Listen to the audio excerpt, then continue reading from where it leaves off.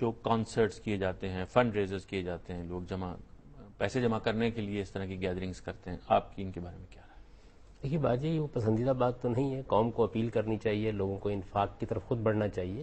لیکن اگر کوئی اس طرح کا معاملہ آپ کرتے ہیں اور خود اس چیز میں کوئی اخلاقی کا بات نہیں ہے، یعنی کوئی کنسرٹ اس نوعیت کا بھی ہو سکتا ہے کہ جس کے اندر پاکیزہ کلام ہے، یا کم سے کم ایسا کلام ہے یا ایسی چیزیں پیش کی جا رہی ہیں جس پر کوئی اخلاقی اعتراض نہیں ہوتا، اور اس سے آپ کچھ رقم جمع کر کے لوگوں کو دے دیتے ہیں، تو یہ قابل اعتراض نہیں۔ لیکن اگر وہ چیز اپنی ذات میں بری ہے، جیسے کہ عربوں کے ہاں